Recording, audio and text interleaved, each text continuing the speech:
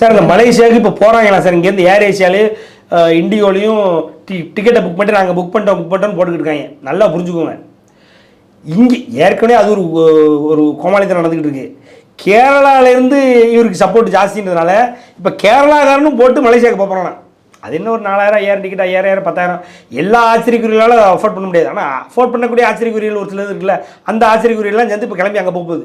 இவங்களுக்கு என்னென்னா இங்கே ஏற்கனவே ஆடியோ லஞ்ச் நடக்கும்போது என்ன பண்ணுவானுங்கன்னா, லியோட ஆடியோ லஞ்சோ அதுக்கு முன்னாடி வாரிசு அதுன்னு எதுன்னு எடுத்துக்கிட்டிங்கனாலும் 6000 பேர் டிக்கெட்னா 6000 பேர் டிக்கெட்னா இன்னும் 5000 டிக்கெட்டை இவங்க பிரிண்ட் போட்டு வெளியில் 5000 10,000 விற்பாங்க. அவனுக்கு அப்புறம் வெளில வந்து நின்று போலீஸ் அடி வாங்கி மீதி வாங்கிட்டு வெளில வருவானு, மூஞ்சிலாவும் பஞ்சு வாங்கிட்டு வெளில வருவானு. இது வந்து இங்கே வாடிக்கை.